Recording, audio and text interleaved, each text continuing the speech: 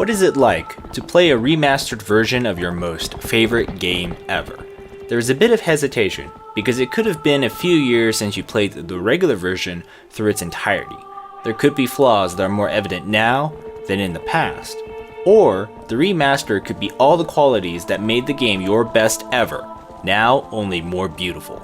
The Legend of Zelda Twilight Princess is my most favorite game ever, and I am excited to say the remastered version is everything that I remember, love, and more.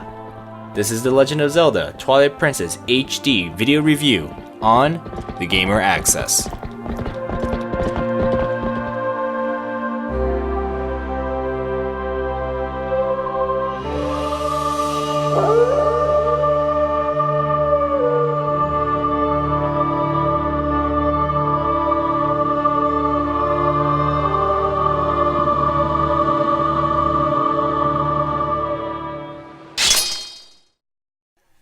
Like a lot of Zelda games, Hyrule is in trouble, again, and Link, Zelda, and Ganondorf are reborn, again. The setup this time is Link lives in a small ranch village of Ordon, and the evil is a monster army combining the worlds of light and shadow to form darkness.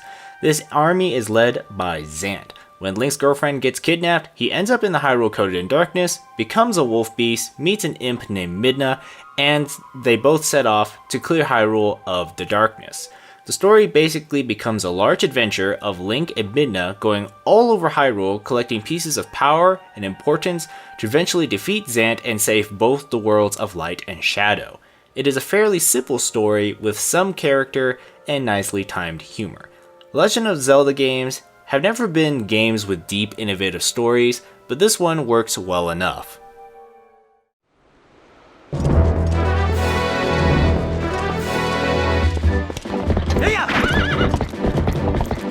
Anybody who has played a console 3D Zelda game will be very familiar with Twilight Princess's gameplay. An evolution of Ocarina of Time's setup, the controls are almost perfect. Using a traditional controller, movement inputs are precise, and aiming is relatively simple. Traveling around Hyrule is quick thanks to fast travel portals and the speediness of Wolf Link and Epona.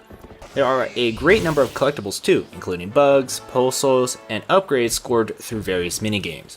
What ultimately makes a Legend of Zelda game is the dungeon design, and Twilight Princess has some of the best dungeons ever to grace the franchise. They feature gadgets that are practical and purposeful, and the dungeons are designed with excellent pacing and puzzles. They are a blast. Yes, there are going to be a couple times when you will get stuck, and the next step will be very easy to miss. Outside the dungeons, Hyrule is a vast land, and there is some exploring that can be performed. The gameplay does have a couple issues. Pacing has a few stumbles. It takes an hour before you can reach the first dungeon, and while riding the wave of completing dungeons, it grinds when Link has to go out hunting letters for a book. Wolf Link's usefulness feels a bit shallow and underutilized. Other than these two minor issues, there is very little that Twilight Princess can improve on the gameplay. In the HD version, there are some noticeable gameplay changes, and not so noticeable changes. The game feels quicker thanks to revisions like shortening the light bug hunt and faster vine traversal. There are likely many other changes that are hard to notice because the game can now be finished in around 20 hours with some collectibles. This has a lot to do with having finished Twilight Princess multiple times, but I do not remember the game feeling this quick. There is now the use of the Wii U gamepad, which makes assigning items to buttons and viewing the map a breeze. For those who feel normal Twilight Princess is easy, there is now Hero Mode, where the world is mirrored and damage taken is multiplied by 2. With the Wolf Link amiibo, you can enter the Cave of Shadows, which is very much the Cave of Ordeals, but for Wolf Link only. Perhaps the most iconic piece of Twilight Princess is its art style. It is grand, it is vibrant, it is vested deep in fantasy. Every locale in this game got incredible attention and is a sight to behold. The dungeons are all distinct in their look and feel. It is rare when a detailed and complex art style graces a game as beautifully as it did in Twilight Princess. With the HD remaster, you get native 1080p resolution, updated textures, and no more slowdowns. What the HD remaster could not do is improve the modeling. The blocky landscape, some awkward character models, and slightly basic animations remind that this game was originally developed for the GameCube. The remaster also did not bring any improvements to sound. The sound effects are still great. The music's sometimes crude MIDI instrumentals, maybe not so much. The composition of the music is still fantastic. While the soundtrack may not be as iconic as in other Zelda games surrounding it, it still complements the grand art style very well.